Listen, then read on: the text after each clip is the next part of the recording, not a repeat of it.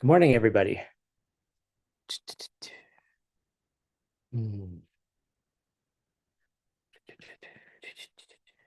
me 1 second here.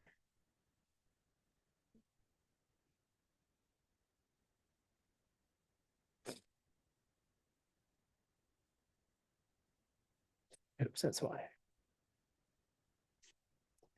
All right. How's everyone doing? Okay. Quiet. Sandra, your program's starting this weekend. Are you excited? Yes, very much. We Yeah, are I finally 35. oh wow. That's amazing. So good luck with that. Maybe Thank you next very much. maybe next time I'll be able to Yeah, come. I'm sorry. yes, please. No worries. I'm actually going to visit my parents this weekend. So I get to spend some time. I haven't seen them in a long time. So I get to see my family. All right. So last class, we didn't finish the entire class as per design, um, because the next topic that we're coming up on is, well, we're in the middle of the same topic, of course, but we're talking mostly about how to, I don't know, how do I say this? How to take your normal perceptions, like what you do in a normal day to day,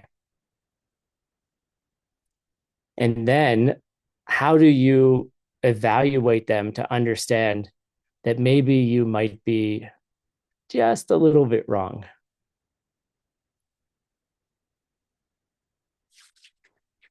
How do you use, and this is a big question, it ends up being a debate coming up at the end of class. How do you how is it possible that you could understand anything about emptiness if you're already in a deceived state of mind? If your mind is already messed up,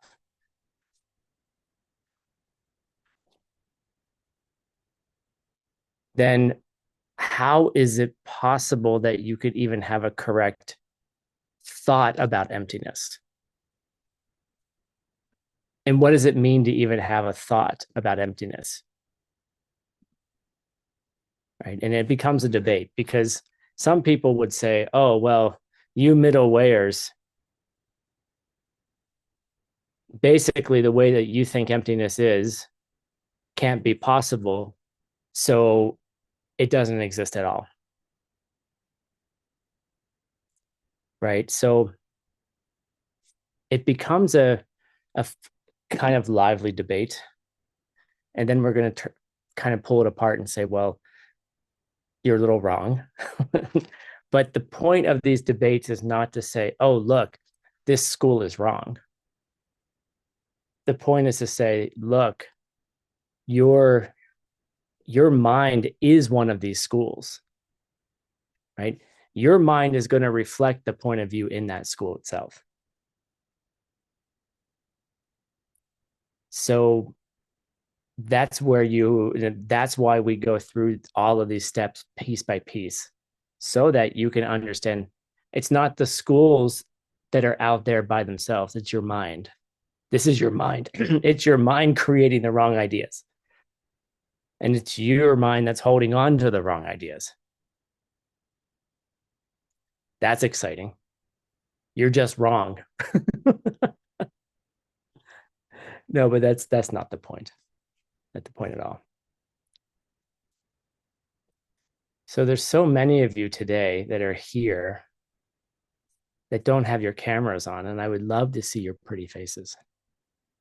I shower for you. I get up early just so you all can see me clean. I blow dry my hair. I put a little product in it, right? Actually, I didn't this morning, right? You can show me your face too. There should be a feature in Zoom that you can just turn on your your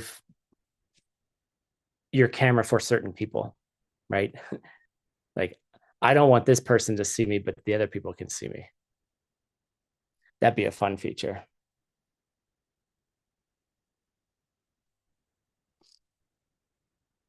Anyhow, so hold on just 1 second.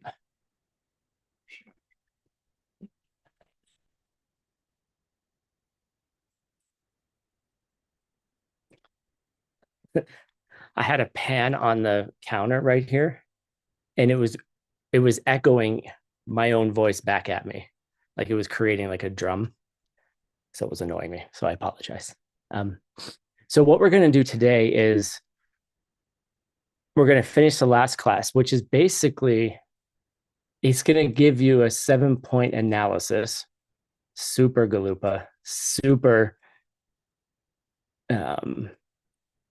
I don't know, intellectual, but in a way that will allow you that you can't be perceiving what you think you're perceiving. What you think is going on and what is actually going on are two different things. And so the point of these 7 steps is really to say, to prove to yourself, look, you can't be perceiving this, even though you think you are. And yes, you're having a real perception. And yes, you're functioning in the world. And all those things are still true. But the how is completely different. And so the idea of this is to say, you think it's one way. And after analyzing these 7 things, you should be able to convince yourself that it's not that way. Will you convince yourself that it's not that way by studying this? Not the first time, not the second time, maybe not the 1,000th time. Okay. And eventually it can help trick your mind into understanding what's going on. So Gelso J mentions 7 steps, 7 things to go through to say, hey, look, this isn't what you thought it was. And this comes directly from Nagarjuna. And if you look for these 7 steps, it's very difficult to find them, but everybody references them. So good luck. My suggestion, she's in the gym. There she is. Thank you, Lena. Stairmaster is all right, whatever. She's exercising. Thank you. So here we go.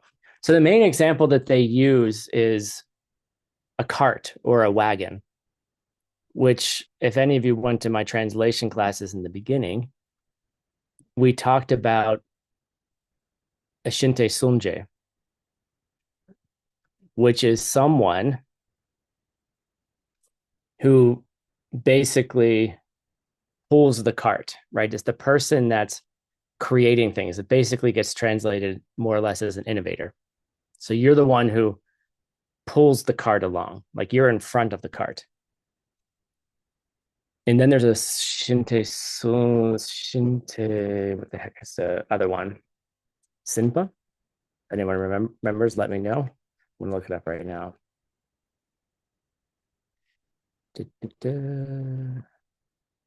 I can't find it.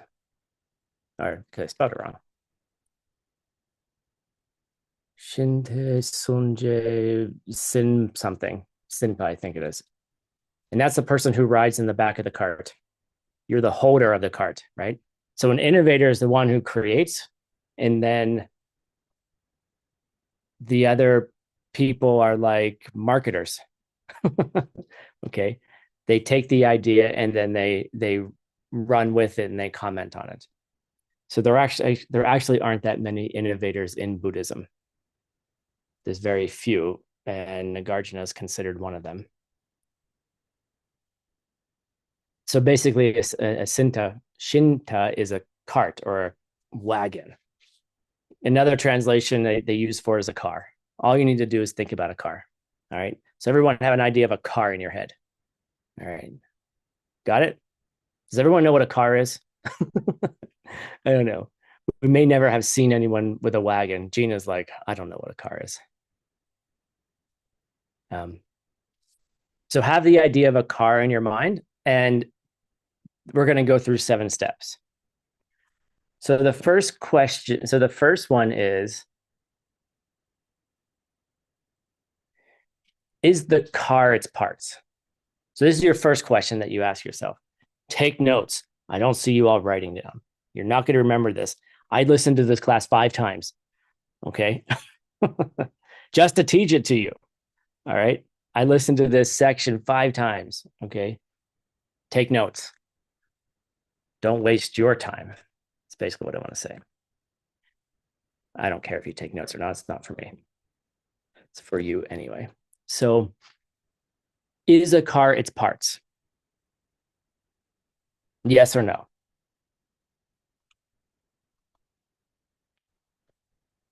It's not a trick question. You know I'm going to trick you in a second, but the point is a car its parts?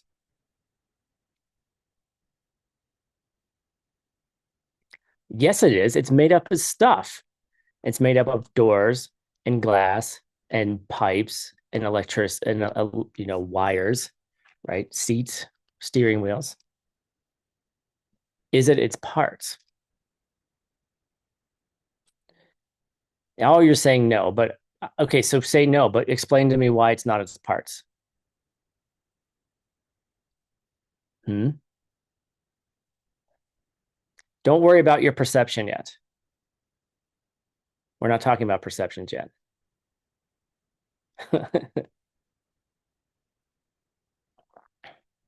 Is the car its parts?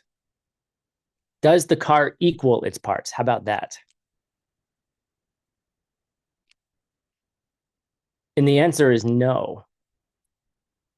Because if so, here's the Nagarjunian analysis. Will your arm still function alone if I took it off? Would you still be alone if I took off your arm? I mean, provided you don't bleed out and die. Okay. I used a lightsaber and I cut it off and it cauterizes all the blood so you don't lose anything. Okay. Oh, you guys are so slow.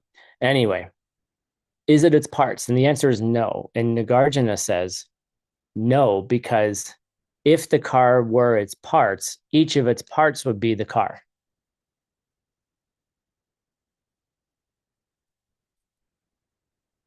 So then the 5,000 parts that make up the car would be, each one of those things would be a car.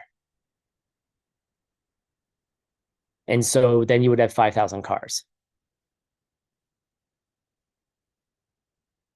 And then you're like, wait, that's not how I was thinking about it. And I was like, no, you weren't thinking like that. But something in your mind thinks like that. Something in your mind thinks that there's something in the parts that make it car. And those car parts are car. Like you say, my car's window, my car's seat, my car's trunk, right? The car's gasoline, right? Somehow in your mind, you put them together. Okay. And you have to tell your mind, look, dummy.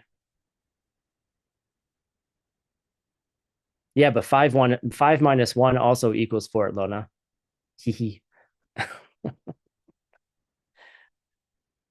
Right? 4 doesn't have its parts. They're not the parts. Like car does not equal its parts. And the trick of understanding all these things is self-existently. That's where you have to kind of go with it. But somehow your mind puts those together, and Nagarjuna says, no, it's not like that.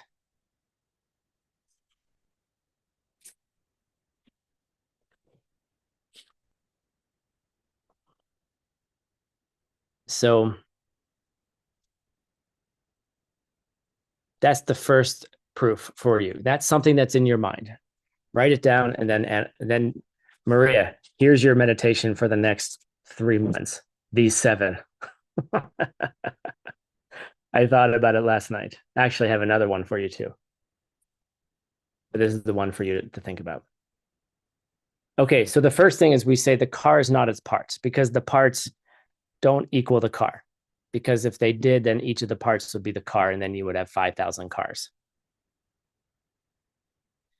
Number two, Nagarjuna says, is it something else? Is the car something else that's not? Oh, Alona. Well, see, there you go, Alona. That's right. Your hand is not you. So is it something else? And this is where the idea of, we might say, like a soul shows up for a lot of people. This belief. If any of you went to the Nagarjuna classes, we kind of talked about this a little bit.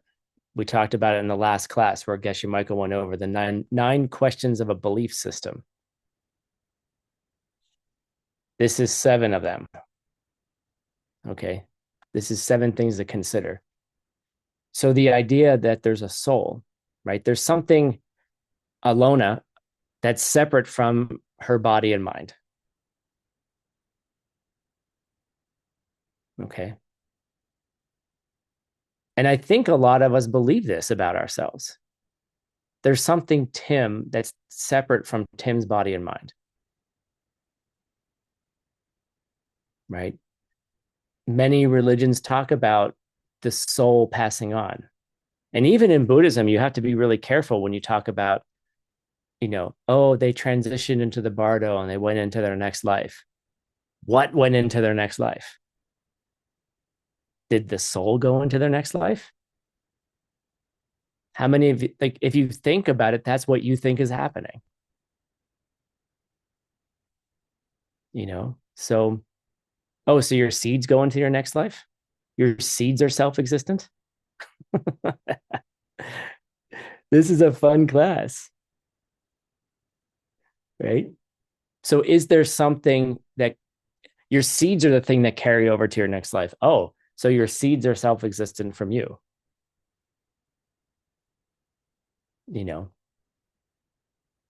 Somehow we think that there's something fixed that moves onwards.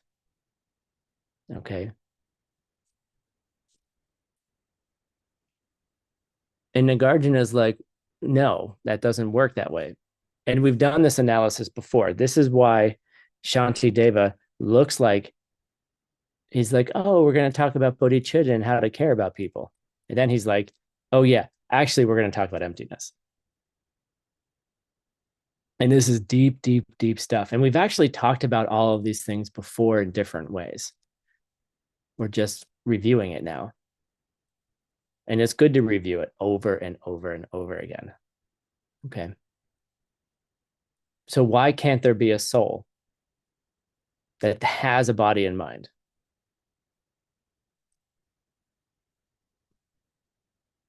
Because if it had it, the soul would, we conceive of a soul, or there's some kind of car without the parts of the car, as though it's something unchanging. There's some unchanging Tim soul that goes on from life to life. And we learned back in ACI 2, maybe ACI 4, maybe now in ACI 7 or 12, excuse me, that something that's unchanging cannot affect anything that's changing. Because if something unchanging did something, it would be changing. I'll say it again.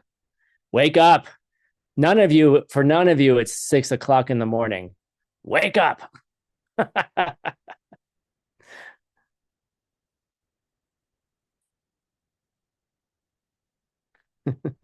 So the unchanging thing you think of yourself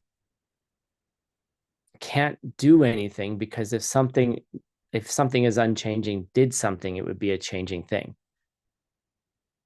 If you do something, you change it. right? See, my hand changed. It went back and forth, right? It moved. Oh, is your hand unchanging? No, it moved. But the hand is, oh, but the hand is the same. It was a movement of the hand. The hand is the same. See, even when you think of your hand moving, you somehow think your hand is unchanging.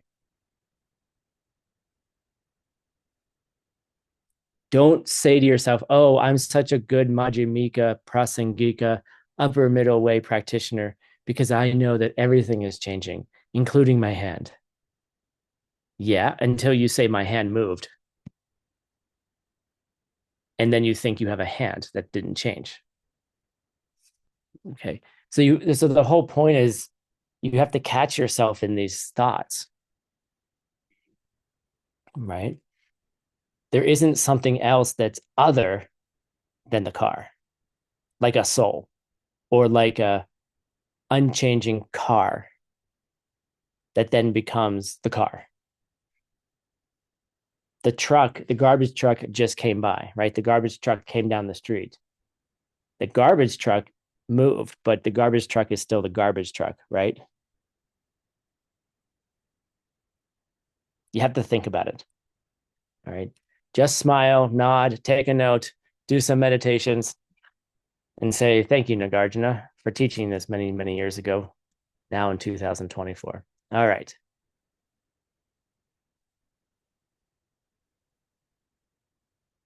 So the next two are related to these words in Tibetan that mean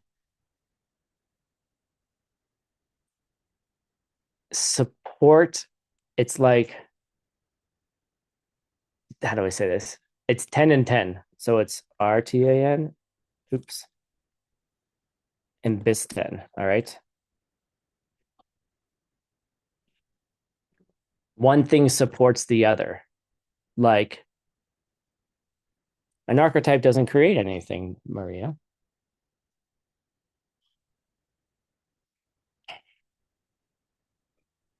It doesn't mean there's not an archetype. I didn't say there wasn't an archetype. I said that the archetype doesn't do anything, but you think it does. Meditate on it.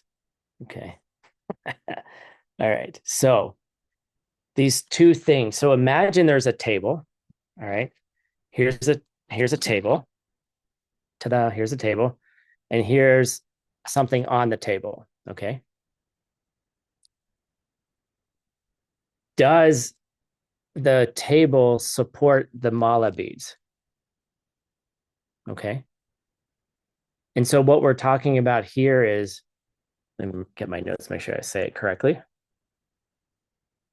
Does the car rest upon its parts? Do the parts, so you're like, okay, yeah, I get it, Tim. The car is not its parts. I get it, because then each part will be a car, then you have 5,000 cars. Okay, great. But what I really meant was that the parts become the basis upon which the car becomes a car, right? Like a table. All right. That kind of sounds reasonable, right? Now we're sounding a little bit more reasonable, right? Take the parts, you put them together, and then they become a car, right? The car become, when you put them all together, then it becomes car. That kind of makes sense. And the guardian is like, no, that still doesn't make sense. Why doesn't it make sense? And this is where we have to study ACI 13 coming up in the beginning of 2025. Okay. In order to have a relationship, establish a relationship, there needs to be two things, two different things. To say the car, oops, to say the car relies upon its parts, right? Then they can't be the same thing. They're two separate things. You have parts and you have car, and you say it's relying upon it. So then the parts in the car aren't the same thing at all. Like, to establish any relationship, you have to have two separate entities. And you'll learn this in ACI 13. You just have to believe me right now. We'll talk about it later. But if you think about it, to create a relationship, it has to be between two distinct entities, right? The cup is on the table, right? You have a cup, you have a table. Ta-da, they go together, right? But it doesn't become a cuppable, right? It doesn't become cup table as one word, right? Just because the cup is on the table, nobody says, oh, the cup and the table are now one. No one says that. Oh, but I glued the cup to the table. Now I can't get the cup off the table. Okay, thank you, IKEA, right? Go to IKEA store and then it becomes one thing because you can't steal the cup. But no one looks at it and goes, oh, that cup and table are a table or a cup, right?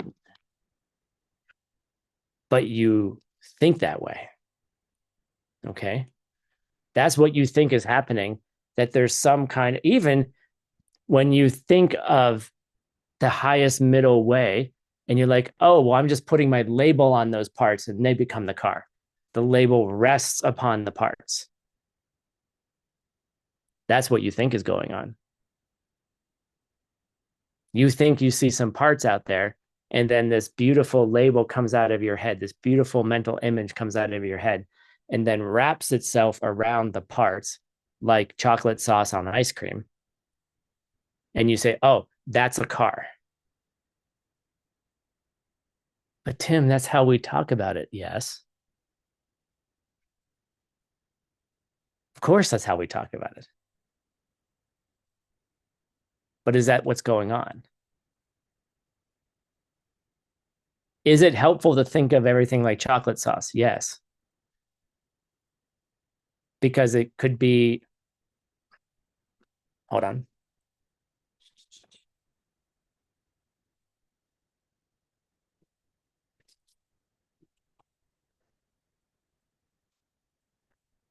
Right? When you look at this, right?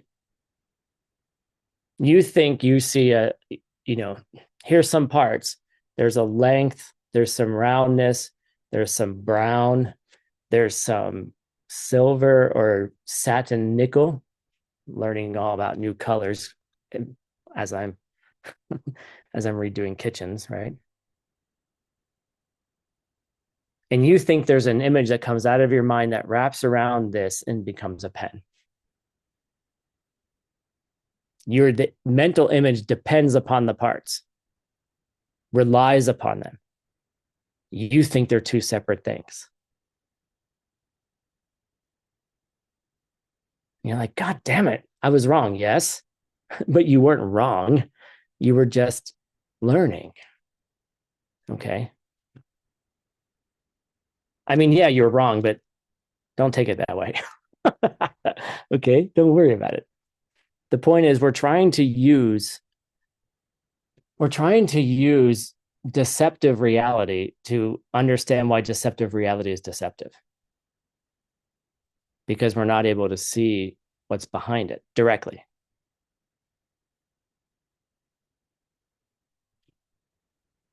All right.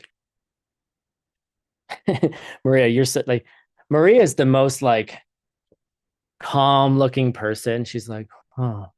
And then she's like, with emojis, mind blown. Right. Yes. You learned it and it's not wrong. The way that you conceive it is wrong. How about that? Okay. Don't worry. Just write them down and then meditate on them. It'll take you, if you meditate for a couple of years on it, you'll get it. All right. Don't worry. Your life will, the more you get it, the more your life will change. I promise. All right. So that's number three, right? The car relies on its parts. Oh, okay. So then you say, okay, well, no, it's the other way around. Here's the car. Now the parts rely on the car. Ten and bisten, right? What I talked about. They don't pronounce the B. They're both pronounced so nearly identical you won't even hear the difference. Right? So now you have the car, and then the parts rely on the car, like the table, right? The parts sit on car. And that's even more ridiculous, right? But it's for the same reason.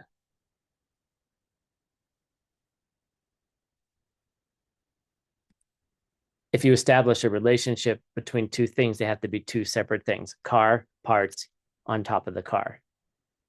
But they're still two things, right? Still two things. So there's something wrong about it. All of these, when you think about it, are just slightly wrong. They're just slightly wrong ideas. And it all comes down to you thinking about something in your thinking is self-existent. Even you thinking that something is not self-existent, the thought itself becomes self-existent or something like that. You think your thought was self-existent. You think I'm trying to get you guys the how do I say this? I want you to run up against the brick wall of self-existence over and over again. You know, we have an expression in English like beating your head against the wall, right? Like it means you can't get anywhere, right? Like usually with walls, you need to go around them, right? Yes, Harry Potter style. But I want you to keep running into the walls of your thought. And then you have to learn how to go around them, right? And I'm not saying thought in an intellectual capacity. I'm thought in general, like the movement of the mind, the movement of you, the way you think, the way you think things are. All right. And you need to keep hitting up against it. All right. We're never going to get done with class. All right. Number 5. And I'm going to be completely honest with you. Number 5, this is what I think it means. I'm not 100% certain. So I'm still trying to figure this one out. And the Tibetan is Denpe Chok. All right. And it literally means, does it have its parts? Okay. We're just using different words, right? One is it its parts? Equal sign, right? Is it something else? No. Okay, well, then 3 and 4 are, well, they must then be on top of each other. They must rely upon each other. They must be the support for each other. No, that makes no sense. Number 5, we're using a different verb, a different describer. We're using the word has. Does it have its parts?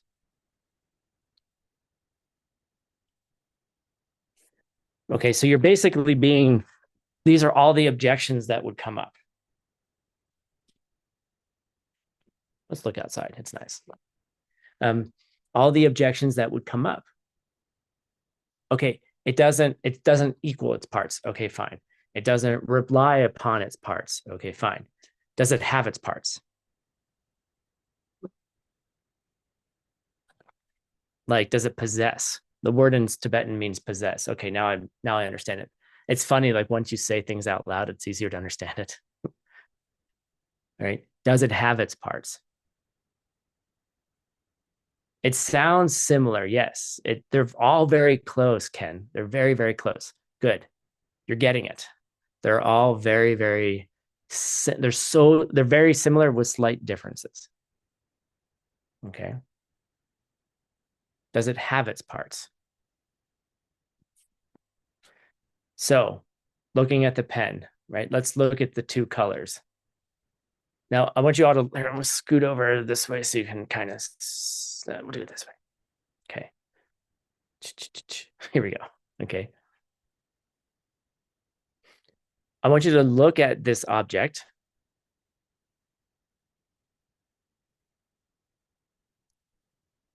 and just see its colors, right? There's the brown and then there's the satin nickel. Okay. Look at this. Try to look at it as those things without being a pen. Switch it on and off, right? This is a cool exercise to do. You can do it with any object. It's a good exercise. Now switch your mind and see a pen.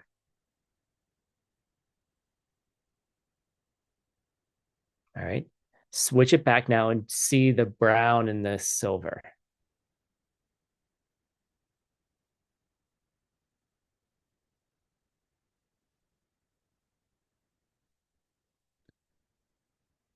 Does the pen have its parts?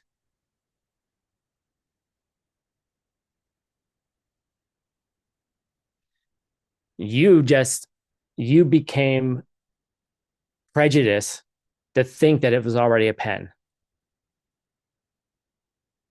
Okay. Catch yourself. When you say the pen has its parts, you're already conceiving of it as a pen and then saying it has its parts.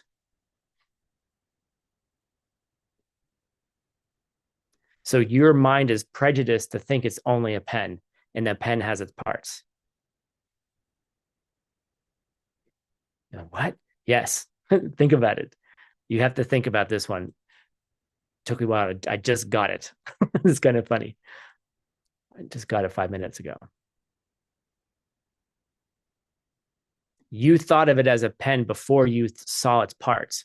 And so then you said, oh, it has its parts. Oh, it has brown, it has round, it has silver, right? But the fact that you said it was a pen first before you said it has its parts means that you're not seeing it correctly. Because a dog says this, right? Dogs are colorblind, mainly, I think. I don't know what a dog sees, right? So there's some kind of prejudice going on in your mind. There's some kind of assumption, deep assumption. It's an assumption that happens so fast you don't even know it's happening. That you say, oh, it has its parts. Of course it has its parts. It has its brown, it has its circles, it's round, it has its all those things, right? But you already conceived of it as a pen and you were already wrong in the beginning. From the beginning, you were wrong. All right, number 6.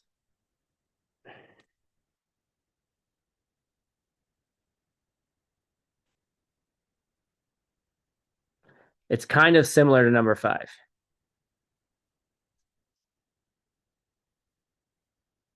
Dupasam. Is it its collection of parts? Is the thing the collection of all its parts? Notice it's very similar, but it's just a little bit different in its languaging. Does the pen equal its parts? That's number 1. Oh no. Well, the pen is the collection of its parts, all put together. It doesn't become a thing until you collect them together. There's a collecting that happens. Right? It's not automatically its parts. So it's not just number 1, pen equals parts. It's now you're putting them all together, and that's how you make it a part. That's how you make it a pen.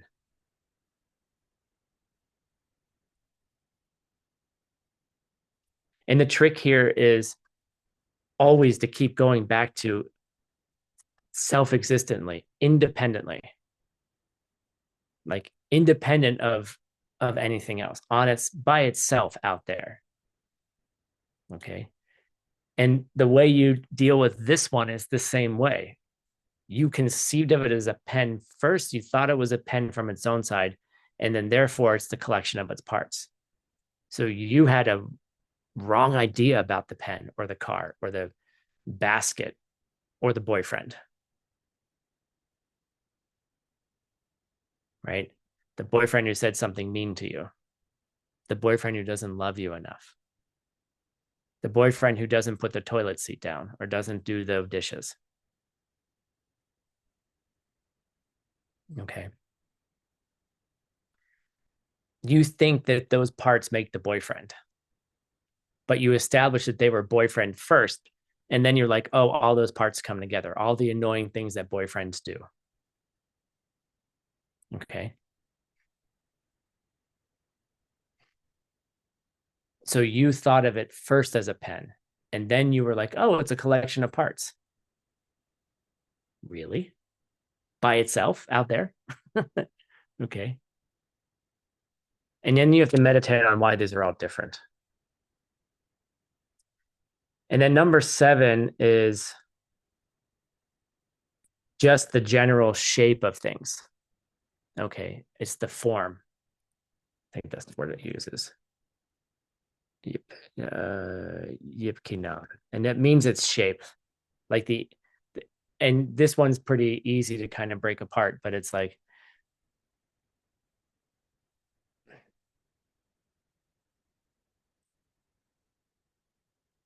is the outline of this the pen?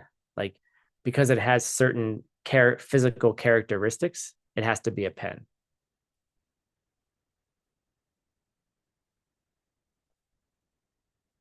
Okay.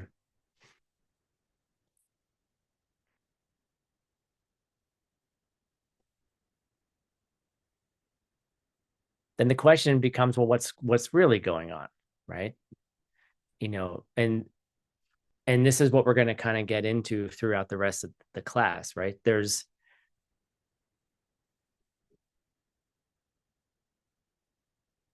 the pen becomes a pen because you conceive it as a pen because the parts of the pen, including the part where you conceive of it as a pen, is why it's a pen.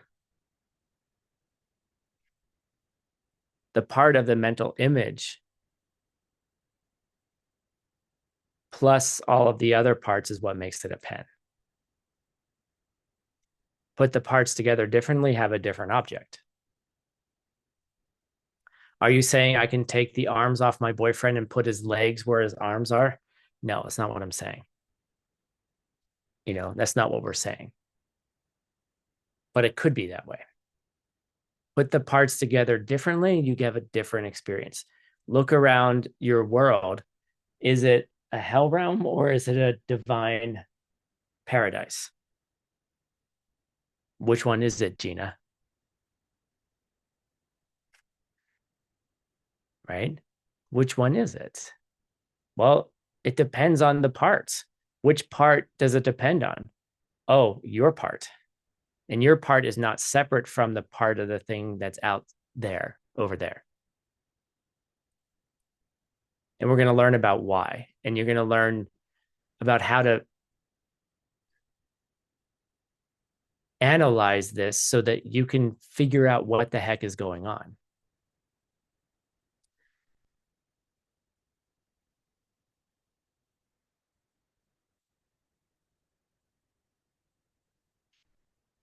And the whole point of those 7 is really to say,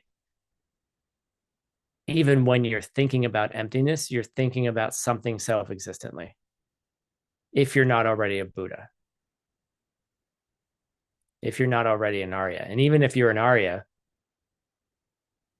and have seen emptiness directly, until you've reached nirvana, you still will see things wrong. You just know you're wrong.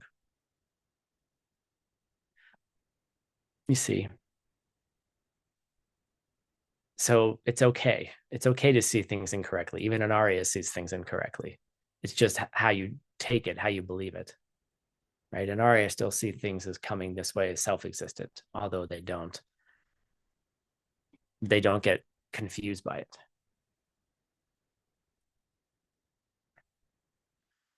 So take that list of 7, take it into meditation.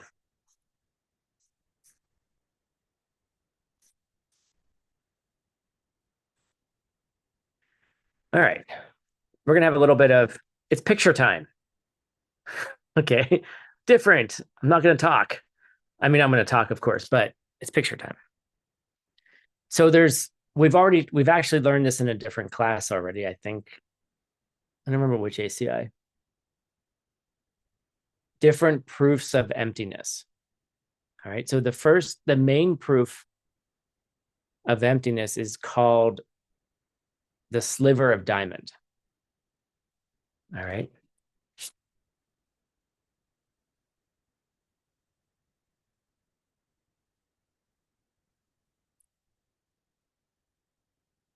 Dorje Semke Tensik. All right. And this is Nagarjuna again. All right. And Nagarjuna says the following. Make sure I get it right. It's in your homework. It's in your reading. Just listen. Just take the blessing of hearing it. All right. Things grow neither from themselves nor from something else. All right. We just learned that. Things grow neither from themselves nor from something else. Nor do they grow from both, nor do they grow without any cause. So there's no working thing at all in any place which ever grew in any way at all. Okay. That's a mouthful. I'll put it in the chat so you can read it. It's in the homework and it's also on the answer key. So you can just copy it. I suggest not copying the answer key. All right. Things don't grow from themselves and they don't grow from something else. Nor do they grow from both of those things, and nor do they grow without any cause. So we're saying that they don't grow, but they need a cause. But then we're saying there's no working thing at all, anywhere at all, which ever grew in any way. So you're like, how did that doesn't make sense? Like how can you tell me something's not growing, but then it grows and it has to have a cause, but it never grew from anything at all. Okay. Thank you, Nagarjuna. Thanks for screwing around with me. So you have to think about what all of those things imply. And so as a kind of proof, like there's 3 ways that we describe emptiness. Right? So we're getting into what is it when we say things are empty? What is emptiness empty of? Like when I say, oh, that is empty or that has emptiness, we already know the language is wrong. Nagarjuna just told us that all the things that emptiness is not. Okay.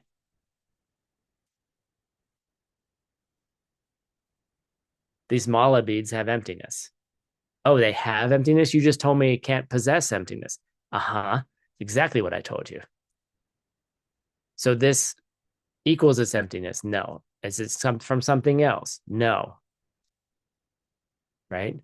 Do the 7 analyses about this relationship between emptiness and the object, and you're not going to find it. But you will find it if you do the analysis. You'll find it. How do you find something that's an absence? That's the biggest question. Don't ask me the question. You're going to ask me the question. How do you have a perception of something that's not there? What is emptiness empty of? It's a negative thing. So I have a perception of something that's not there. Correct. How do I perceive something that's not there? How do you perceive something that when you say I'm looking for something, but I can't find it. And when I find it, I'm not looking at it, but I'm having a perception of something not there. Sorry, translators.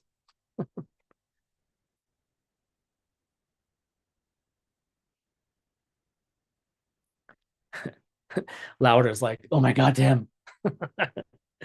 She's leaning against she's bashing her head against the wall, Dobby style. Dobby style, right? She's like, what? Just let the words sink in. All right. So what is emptiness empty of? You know, when we're trying to conceive of emptiness, because we're conceiving something that's not there using a deceptive mind, what is emptiness empty of? But what is emptiness? What is emptiness? Emptiness equals what? Nagarjuna told us that emptiness can't equal anything. Just saying. Okay. So there's three ways that helps you conceive emptiness. So you can understand, you can put a conceptualization to something that isn't there. How about that? Thing is that we talk about emptiness as a diamond, right? And the diamond mainly is the hardest natural object in the world, in the universe. And nothing can scratch a diamond except another diamond. Now, technically, I did research on this last night that there's ways to create harder substances, but they're so rare and, you're not going to find enough of them. You can look it up online. Google helped me. But diamonds are the hardest gem in the world, gemstone in the world, right? It's ultimate. So it has ultimate hardness. So that's what we're talking about emptiness. There's nothing more ultimate than emptiness, right? So that's the way emptiness is like a diamond. We're not saying it is a diamond. But they say when you see emptiness directly, and you come out of this experience, you try to find something that will help remind you of emptiness. I have to remember this experience. And all Aryas choose diamonds, and because they are the hardest thing, the most ultimate thing. Secondly, all diamonds are equally diamond, no matter how big, how small. Right? You can crush a diamond and it's still going to be diamond. And that's another way that emptiness is like a diamond. All emptinesses are the same in the sense that,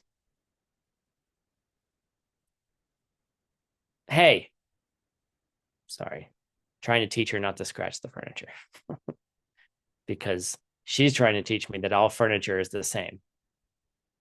It's all equally scratchable, right? So all emptinesses are the same. All emptinesses are empty of something. All objects have an emptiness, possess, have. I don't know. It's difficult to use the word. But the emptiness of the cup is the same as the emptiness of the pen, as is the same emptiness of your mind. Are they separate emptinesses? Yes. But the emptiness is the same. Just like if you crush a diamond, all diamonds are the same. It's still diamond. And then lastly, it took me a while to find something that was close. Like, diamond is completely clear. Like if you made a glass, like a window,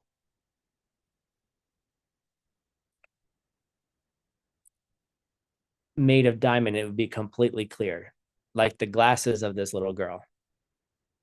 You can't see the glass, right? You can see through it perfectly. And that's the same with like a wall of diamond is completely clear. You can't actually see it. Yes, you can see them when they're in shapes because they're reflecting light, but if it were completely clear, flat, you wouldn't see the diamond. I mean, how many has anyone ever ran into a door because they thought they didn't see glass there? I mean, I've done it once. It's kind of funny. My cats do it every once in a while. So they or birds run into a window, right? They'll fly and hit the window, right? Because it looks clear to them. Same thing with emptiness. Like even, a synonym for emptiness in the diamond way is clear light, right? Also, but you know, how do you have a clear light? How is light clear? Right? Doesn't make any sense. But it's these metaphors that we use to understand that emptiness is always already around us. It's everywhere. And it's nowhere too. But every object you look at possesses, has, imbues, embodies, has emptiness. And what is that emptiness empty of? And that's what we're going to figure out today. What is emptiness empty of?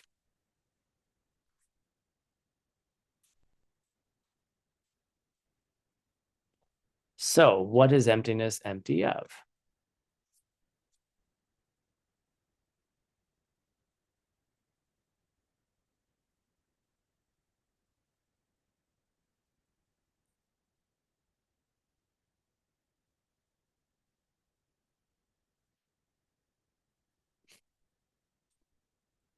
So, there's this sort of side note that happens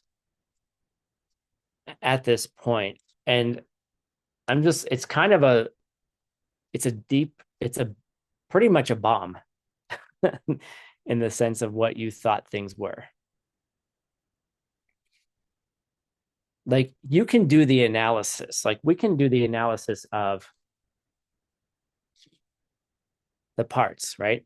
Here's the pen, right? It has some round, it has some colors, it has some length, right?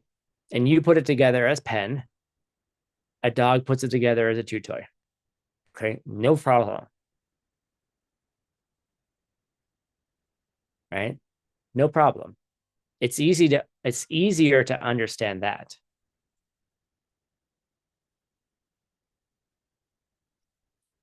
Easier. I didn't say it was easy, but it's an easier thing to conceive of. The dog conceives it this way, I conceive it that way. This person conceives of this thing this way, this person conceives of that thing that way. That boss is angry boss, that boss is stud muffin beautiful boss. I can't wait to rip off his clothes, right?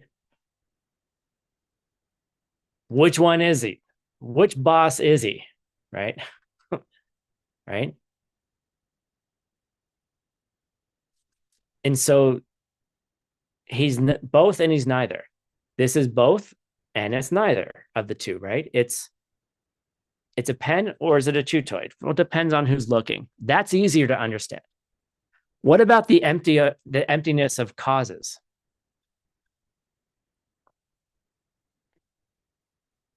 You got to think about what's coming next. All right.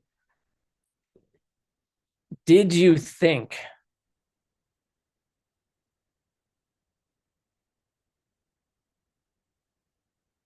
that by being generous that was going to be the self-existing cause to create self-existent full bank account? Let's say it again. Did you think that the way to get a, a bank account with a lot of money in it was to be generous to other people? Well, Tim, that's what you've been teaching all along. You taught me that the only way to get money is to be generous. And that if I cheated on a contract and then I got more money, it was not because I cheated that got me the money. It was because of a previous generosity. That's what you taught me, Tim. Yep, that's what I said. Okay. But did you take the laws of cause and effect to be self-existent? Did you take the idea that if I do this, I'm going to get this self-existently?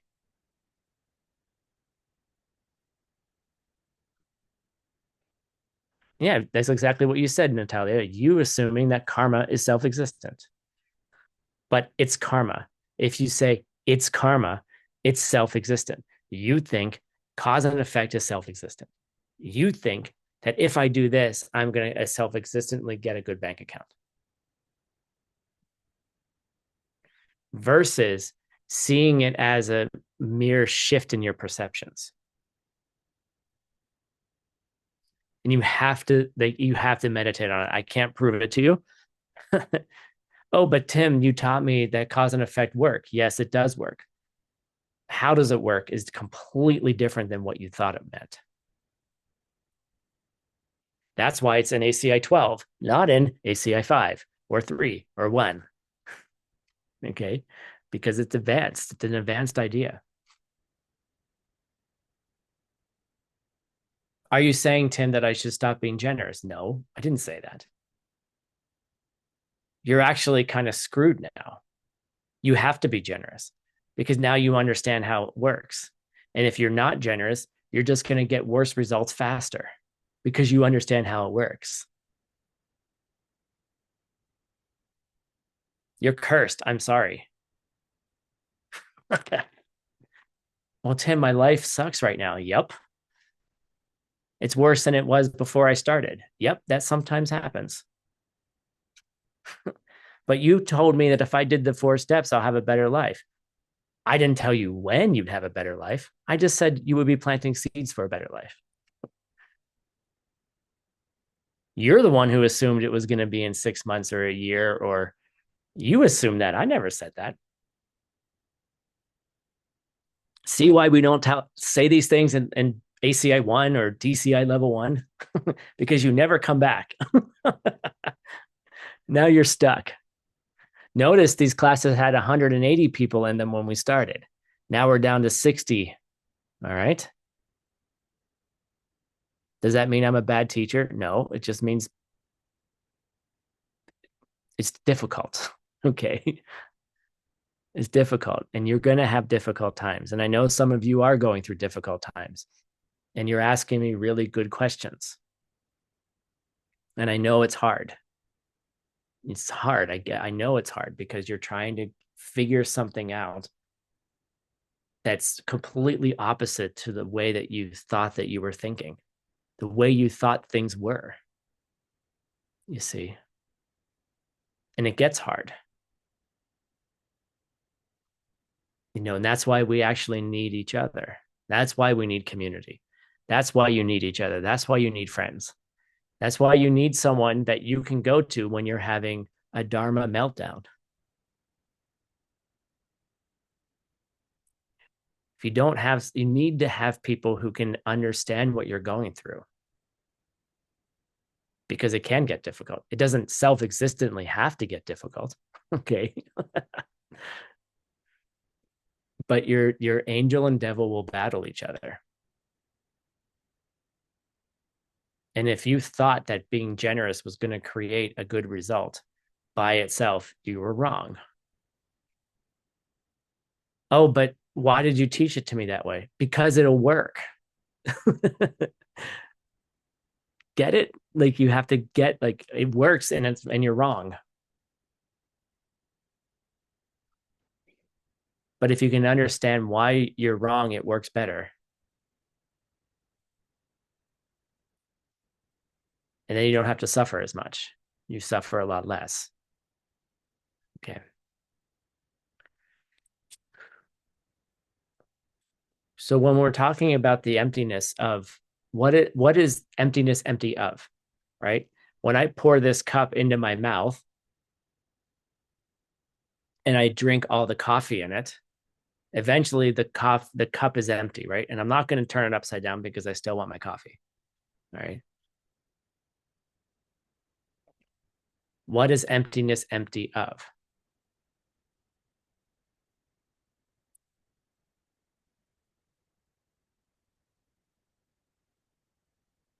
Right. What is that thing? And in Tibetan, it was the first word that I learned in Tibetan. Gotcha. I actually almost got this tattooed on my arm right here. It was one of the first retreats, and I asked one of the nuns how to spell gotcha, and she's like, I don't know. And so she went and found out from Venerable Ningpo, who was, I mean, he's still a great, he's a great translator, right? I was going to get the Tibetan on my arm here to remind myself what emptiness was empty of, right? The thing that emptiness is empty of is called the gotcha, gotcha, right? What is it that we're trying to deny, right? It's kind of a denial, the thing that we need to stop, the thing we need to stop seeing in a certain way. And so every presentation has its own has its own gotcha. What does it believe emptiness is empty of? Okay.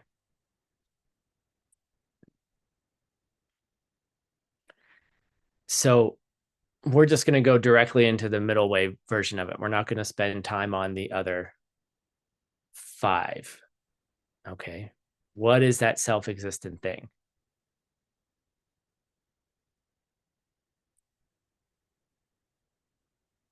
Mainly, it means that something couldn't exist without being a collection of parts that were forced by our past karma to conceptualize in a certain way. I'll say it again. And I'll put it in the chat for the translators so they can translate exactly what I'm saying.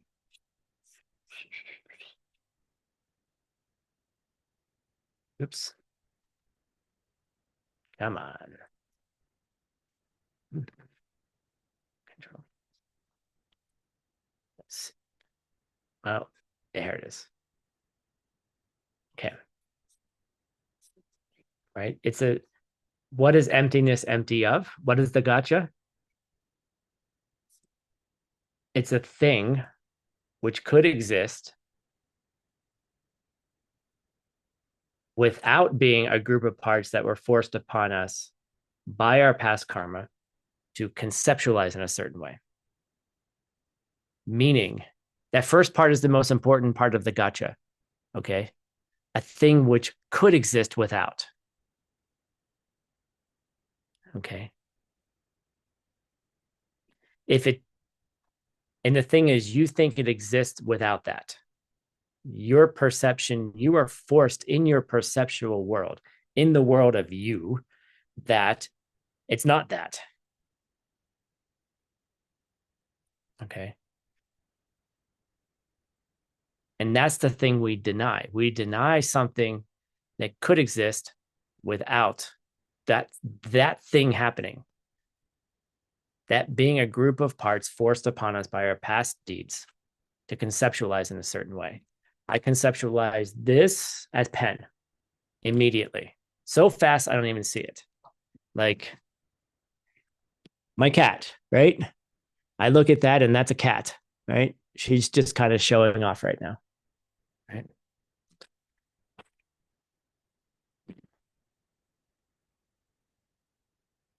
So, sorry, I need a picture of this. Okay. So that's the thing that we have to deny. Because we think things exist without that. We think cat is there on its own without some kind of karma forced upon me to see it this way. She's looking out the window. She's doing all her things. right? And then the idea behind all of that is that we grasp to that object in an ongoing way.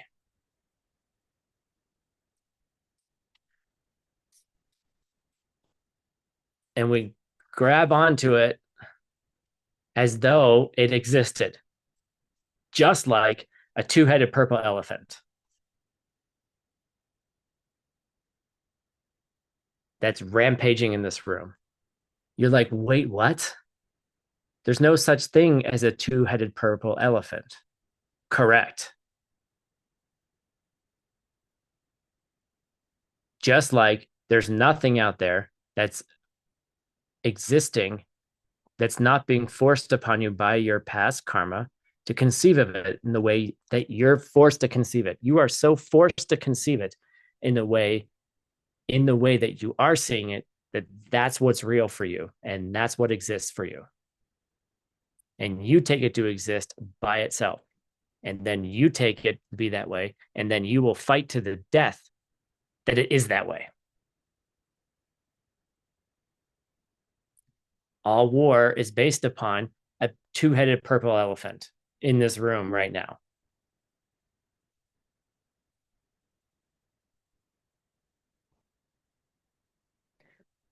I should go on CNN and say that and see what people say.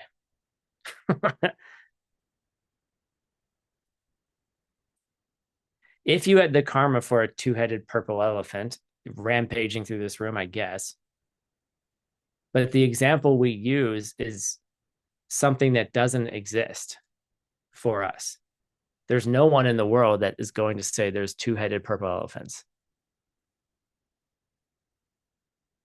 It's a metaphor. It's not an exactitude. Okay.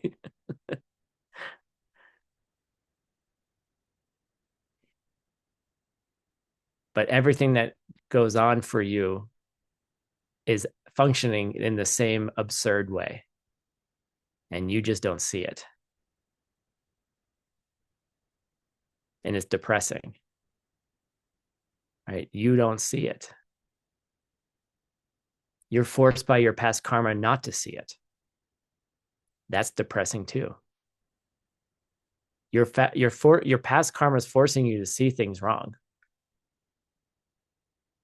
Yeah, that's awful, right?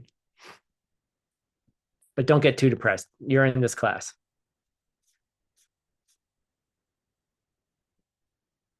Now Shantideva says something really profound at this point.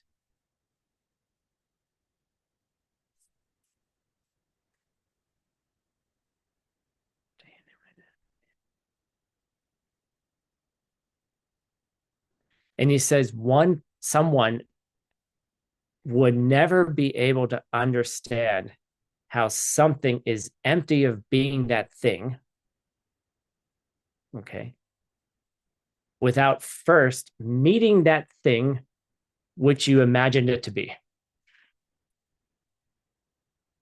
I'll say it one more time. I'm going to just copy the translation, one translation, a very good translation in the chat. Okay.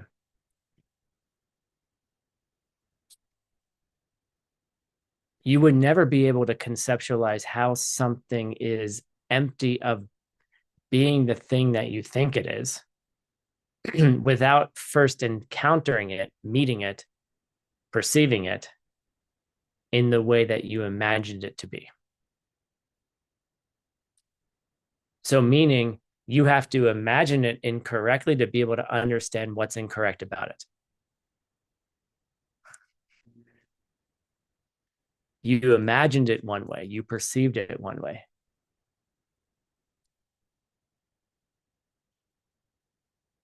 But in order to deny that, you have to understand what it is that you're denying. You have to understand what it is not to understand what it is.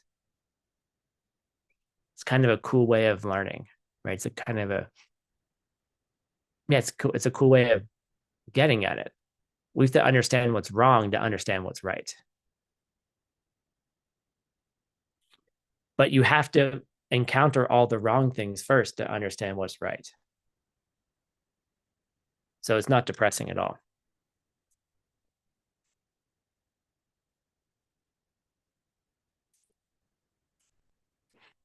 All right, we're going to blow through the next parts pretty quickly because we've already talked about it in other classes. Here we go. So this is what we started class with. We started class with this idea that if we already have a deceived state of mind, here's what our cheek says. Here's what our devil says.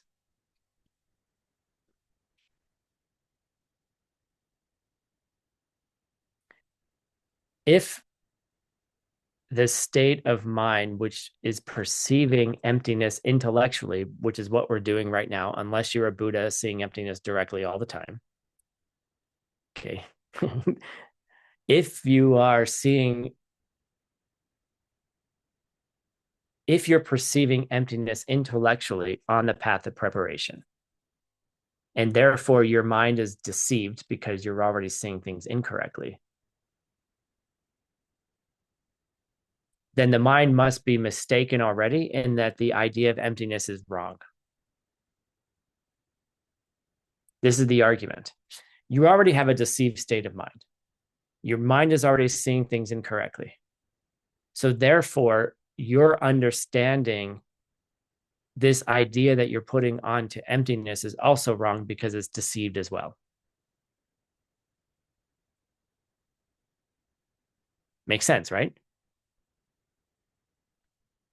I mean, it's a common thing. Okay, well, if I'm already screwed up, then my idea of emptiness has to be screwed up too. Therefore, emptiness doesn't exist.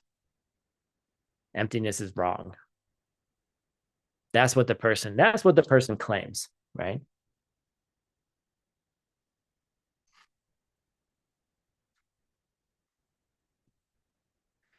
And the middle way says, sure, it's always it's a deceived state of mind, but you can still establish the truth of emptiness using a deceived state of mind.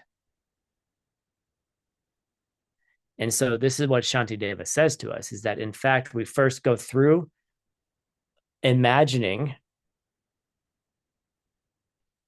the thing that we deny, right?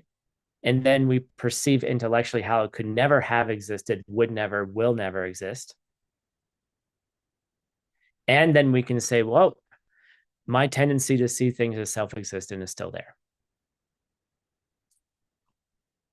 And the whole point of all of those meditations is to catch yourself thinking about something you're conceiving is self-existent. A lot of times students come to me with questions and I'm like, yeah, but you're assuming that something, like, if I never answer a question, usually it's because you're assuming something self-existent that I can't answer. Because the answer would then make the thing that you think is self-existent more self-existent for you or for me. I don't know. Okay. And a lot of Buddhist debates will actually end up at a place where you're like, well, you think those things are self-existent, so I can't do anything for you. But I can teach you about emptiness, right? So the idea is your mind is already deceived. Our minds are deceived.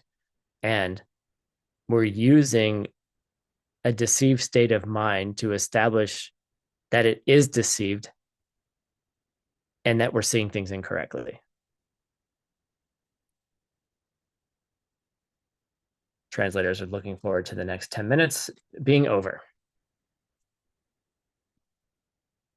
So what we're saying is even our conception of emptiness, sure, it has some kind of deception in it.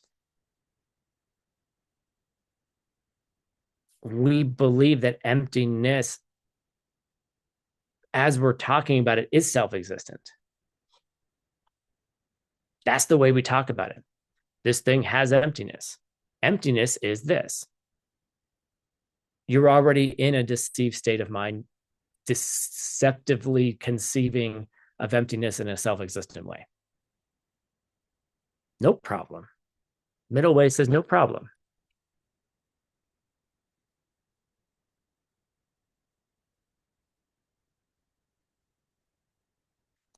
But it doesn't mean that emptiness is self-existent. If emptiness were a self-existent thing, something out there not dependent upon you, then this opponent would be correct. The opponent would be like, yeah, the opponent is correct if you take it to be self-existent. And that's why the opponent is not an idiot. Don't think they're idiots. Because something in your mind believes that if it's self-existent, then it couldn't exist. There's something in your mind that when you go through the logic, you're like, oh, well, that doesn't exist. Oh, the boyfriend doesn't exist. Yes, the boyfriend exists. He pissed you off.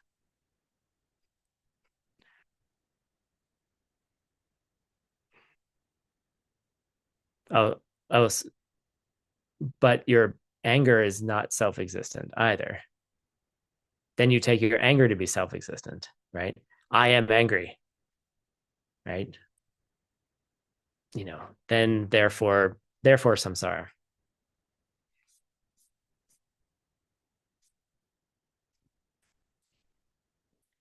Right, we're going to go through this next section pretty quickly because we've already done it.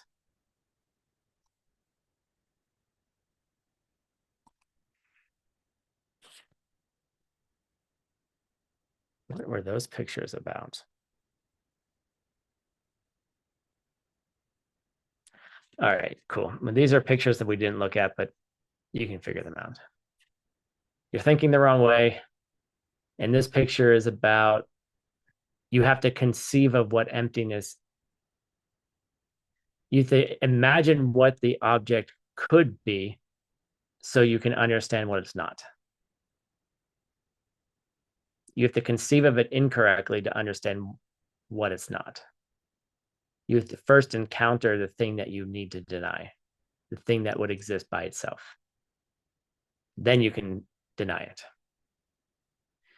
All right, so the next section is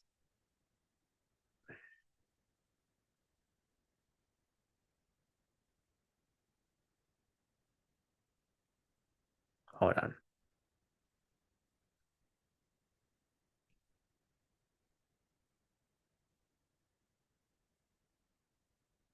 So basically the object, the thing that we deny in the middle way,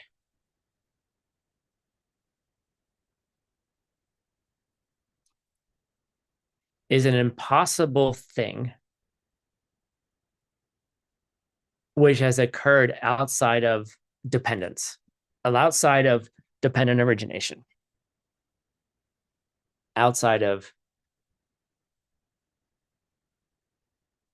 mainly this is it. Okay. So we didn't say things don't come from causes. Okay. Never said that. But something that happened without the law of dependent origination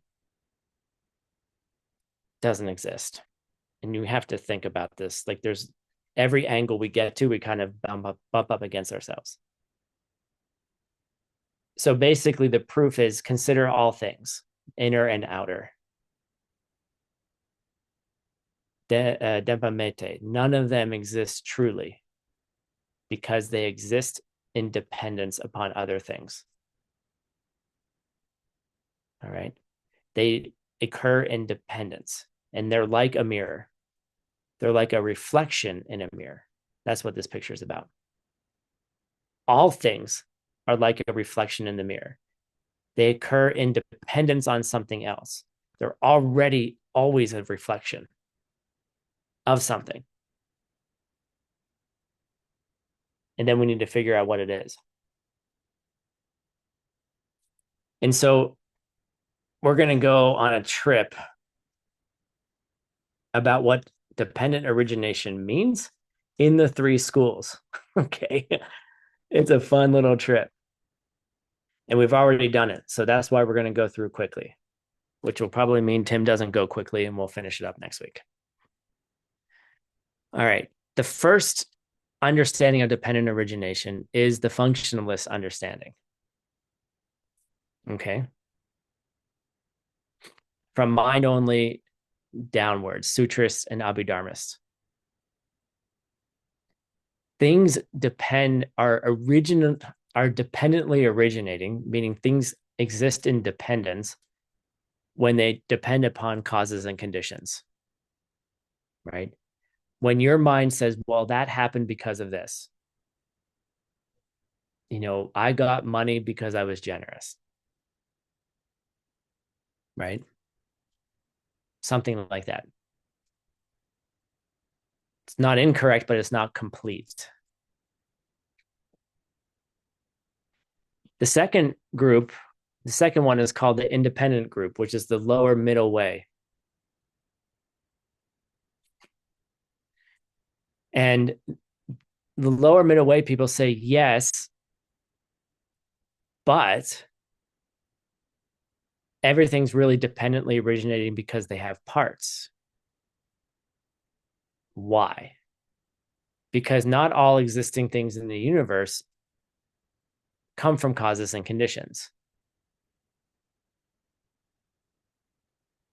Because there's certain unchanging things in the universe, like empty space. And we've talked about it, and we're not going to go into it today.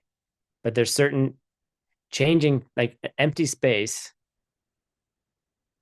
depends upon directions, up, down, left, right, forward, backwards, right? Certain unchanging things don't have causes. Empty space doesn't have causes. Empty space is either occupied or unoccupied, but it's still empty space. The earth is in space. When the earth moves out of that space, the space is still there, whether it's occupied or not. You got to think about it. So the independent group says, yes, a lot of things rise out of causes and conditions, but they're actually arising out of their parts.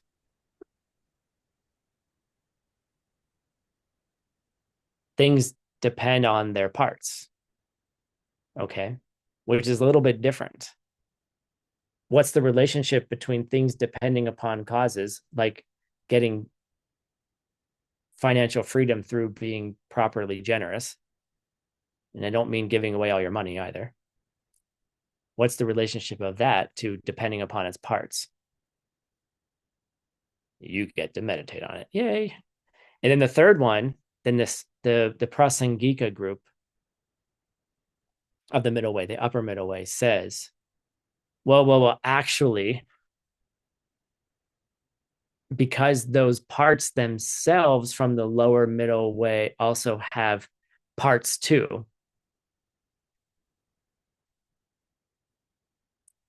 There's something else going on. The lower middle way will say they depend upon its parts. The car depends upon its parts. Okay, great.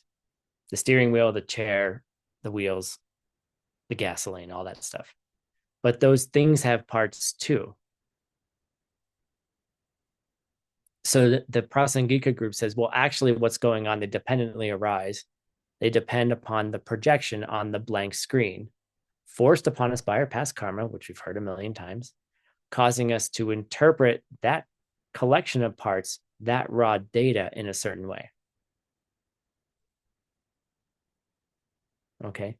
The raw data, the parts, are being interpreted in a certain way, but those parts have parts too. And so you eventually get to a place where those parts are meaningless because you can never find the thing in the thing in the parts. Okay. And why is this important? Right? Because if we don't understand this, nirvana and enlightenment in a total paradise is not possible.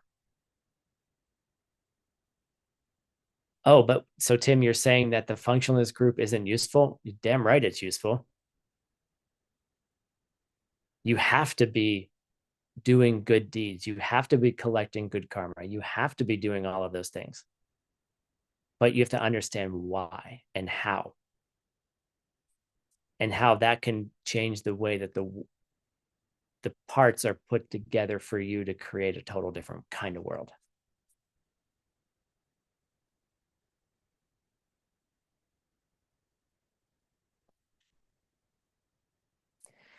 And so here's the mind-blowing punchline, and then we'll finish. I'm sorry we're a few minutes over, but I'm gonna do it anyway because I want to get through it.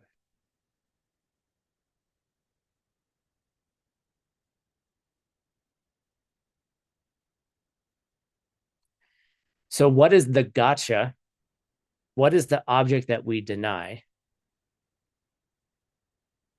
when we're talking about the emptiness of causes?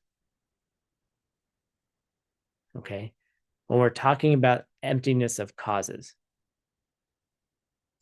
do causes have Hey, nope. Hold on. Nope.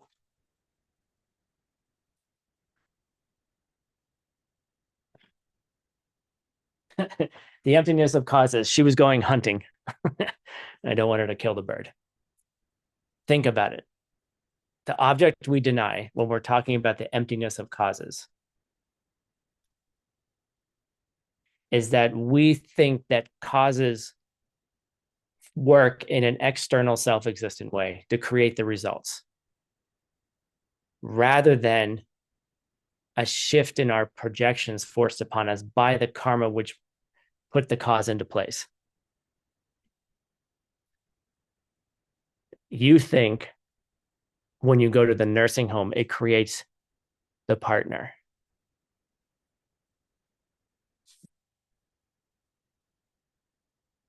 Causes don't create anything. Hello, Nagarjuna. Causes, the fact that you're even seeing a cause is a projection forced upon you by your past karma. The fact that you were able to go to the nursing home to create a partner is really just a shift in your perception to think of it and conceive of it that way, which then creates a shift in your projection when the partner arrives.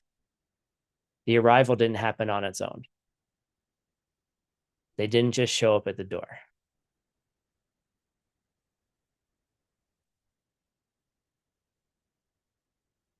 But they did just show up at the door. And then you fell in love and lived happily ever after. Yay. Okay. Good luck. You have to think about, you have to really meditate on these things. You have to take them into your meditation and see what your mind is really doing and the way it's tricking you, angel and devil, all the time. Thank you all very much. Happy Halloween almost. Thank you for joining. Thank you, translators. That was a hard class. I know. I think it gets better. Does it get better? Let's see here. Nope, doesn't get better. The class 10 gets better. And then we move on to course 13, which is super easy. Cool. Thank you all very much. I hope you have a wonderful day. Thank you. Stick around for Lamrim in the next half hour. Have a good day. And then say goodbye to each other, please.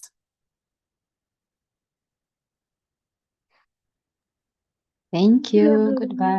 Спасибо большое. Thank you so much. Thank you, Merci. team. Thank you so much.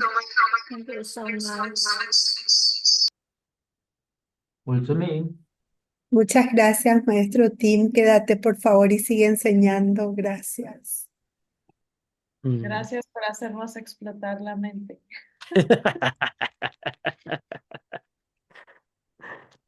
Bye. All right. Bye. Gracias. Дякую.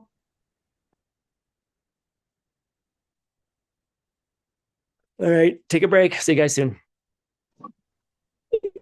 Thank you.